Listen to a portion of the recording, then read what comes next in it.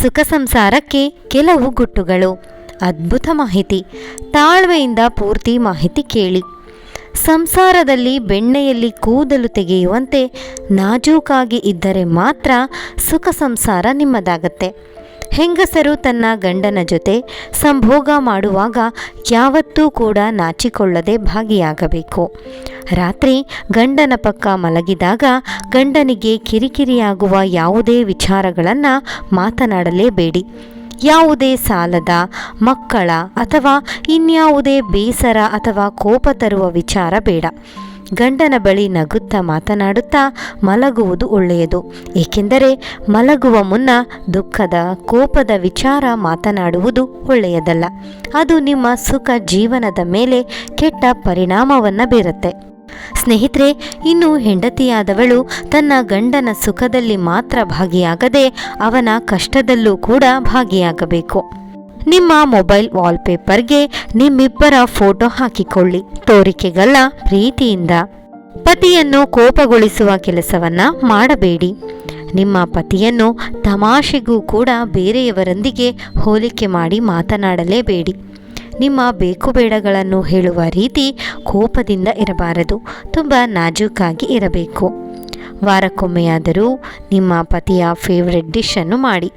ಅವರಿಗೆ ಇಷ್ಟ ಆಗೋ ರೀತಿ ರೆಡಿಯಾಗಿ. ನಿಮ್ಮ ಮೇಲೆ ದೃಷ್ಟಿ ಬಿಟ್ಟು ಬೇರೆ ಕಡೆ ಹೋಗದ ರೀತಿ ನಾಜೂಕಿಂದ ಇರಿ. ಪತಿ ಇದ್ದರೂ ಸಹ ಅವರ ಜೊತೆ ಮಾತನಾಡದೆ, ಗಮನ ಕೊಡದೆ ಮೊಬೈಲ್ ಅಥವಾ ಟಿವಿ ಅಂತ ಕೂರಬೇಡಿ. ಪತಿ ಮನೆಗೆ ಬರುತ್ತಲೇ ಸಮಸ್ಯೆಗಳನ್ನು ಹೇಳಬೇಡಿ. ಆದಷ್ಟು ತಾಳ್ಮೆಯಿಂದ ಇರಿ.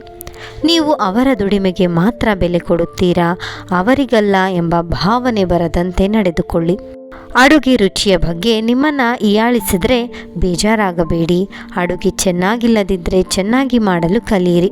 ಹೆಣ್ಣಿಗೆ ಅದು ದೊಡ್ಡ ಕಷ್ಟವೇನಲ್ಲ. ಒಂದು ವೇಳೆ ಅಡುಗೆ ರುಚಿಯಾಗಿದ್ದರೂ ಕೂಡ ಚೆನ್ನಾಗಿಲ್ಲ ಅಂದರೆ ತಲೆ ಕೆಡಿಸಿಕೊಳ್ಳದೆ ಇದ್ದು ಬಿಡಿ. ಮನೆಯ ಎಲ್ಲ ವಸ್ತುಗಳು ಆಯಾ ಸ್ಥಳದಲ್ಲಿರಲಿ. ಇದು ಕೂಡ ಕೆಲವೊಮ್ಮೆ ಜಗಳಕ್ಕೆ ಕಾರಣವಾಗುತ್ತದೆ.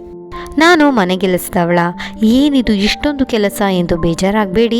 ಅದರ ಬದಲು ಇದೆಲ್ಲ ನನ್ನ ಕರ್ತವ್ಯ ಅಂತ ತಿಳಿಯಿರಿ. ಮಕ್ಕಳಾದ ಮೇಲೆ ಇನ್ನೇನಿದೆ ಎಂದು ಪತಿಯನ್ನು ಕಡೆಗಣಿಸಬೇಡಿ. ಯಾವಾಗಲೂ ಪತಿಯ ಇಷ್ಟಾನುಸಾರ ಇದ್ದು ನೋಡಿ ಸಂಸಾರ ಸುಖವಾಗಿರುತ್ತದೆ. ನನ್ನ ಮಾತಿಗೆ ಬೆಲೆ ಇಲ್ಲ, ನನ್ನ ಬಗ್ಗೆ ಕಾಳಜಿ ಇಲ್ಲ ಅಂತ ನೀವು ಕೂಡ ಪತಿಯನ್ನು ಕಡೆಗಣಿಸಬೇಡಿ.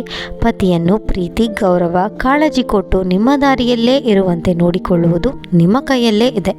ಪತಿಯ ಮನೆಯವರನ್ನು ನಿಂದಿಸಬೇಡಿ. ಒಂದು ವೇಳೆ ಏನಾದರೂ ಸಮಸ್ಯೆ ಇದ್ದಲ್ಲಿ ಅದನ್ನು ಸೂಕ್ಷ್ಮವಾಗಿ ಪತಿಗೆ ಅರ್ಥ ಮಾಡಿಸಿ.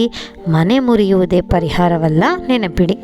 ಸಾಧ್ಯವಾದಷ್ಟು ಡಿಪೆಂಡ್ ಆಗೋದನ್ನು ಕಡಿಮೆ ಮಾಡಿ. ಅವರು ಹಾಗಂದ್ರು ಇವರು ಹೀಗಂದ್ರು ಅಂತ ನೆನೆಸಿ ಕೊರಗಬೇಡಿ. ಆಗ ನಿಮಗೆ ತೊಂದರೆ ಕೊಡಬೇಕು ಅಂತ ಎಣಿಸಿದವ್ರಿಗೆ ನೀವೇ ಸುಲಭವಾಗಿ ಮಣೆ ಹಾಕಿದಂತೆ. ಅದರ ಬದಲು ಬಂಡೆ ಕಲ್ಲಿನಂತೆ ಇದ್ದು ಬಿಡಿ. ಕೆಟ್ಟವರ ನಿಂದನೆ ನಿಮಗೆ ನೋವು ಮಾಡಲೇಬಾರದು. ಅಷ್ಟು ಗಟ್ಟಿಯಾಗಿ ಇದ್ದು ಬಿಡಿ. ಒಟ್ಟಾರೆಯಾಗಿ ಏನನ್ನೂ ಬಯಸದೆ ನಿಸ್ವಾರ್ಥಿಯಾಗಿ ಸಂಸಾರಕ್ಕೆ ಬದುಕಿ. ನಿಮ್ಮನ್ನು ಆದಷ್ಟು ದೃಢವಾಗಿ ತಯಾರು ಮಾಡಿಕೊಳ್ಳಿ. ಮುಖ್ಯವಾಗಿ ಇಂಡಿಪೆಂಡೆಂಟ್ ಆಗಿ ಇರಿ. ಸ್ನೇಹಿತರೆ, ಈ ಮಾಹಿತಿಯನ್ನು ಒಪ್ಪಿಕೊಳ್ಳುವುದು ಸ್ವಲ್ಪ ಕಷ್ಟವೇ ಎನಿಸಿದ್ರು ಒಮ್ಮೆಯಾದರೂ ಈ ರೀತಿ ಇರಲು ಪ್ರಯತ್ನ ಮಾಡಿ ನೋಡಿ. ನಿಮ್ಮ ಸಂಸಾರದಲ್ಲಿ ಗೆಲುವು ನಿಮ್ಮದೇ ಆಗಿರುತ್ತದೆ. ಸ್ನೇಹಿತರೆ, ಈ ಮಾಹಿತಿ ನಿಮ್ಗೆ ಇಷ್ಟವಾದರೆ ದಯವಿಟ್ಟು ಲೈಕ್ ಮಾಡೋದನ್ನು ಮರಿಬೇಡಿ. ಇನ್ನು 10 ಜನರಿಗೆ ಶೇರ್ ಮಾಡಿ ಹಾಗೂ ಮತ್ತಷ್ಟು ವೀಡಿಯೋಸ್ಗಳಿಗಾಗಿ ನಮ್ಮ ಚಾನಲನ್ನು ಸಬ್ಸ್ಕ್ರೈಬ್ ಮಾಡಿ. Thank you so much.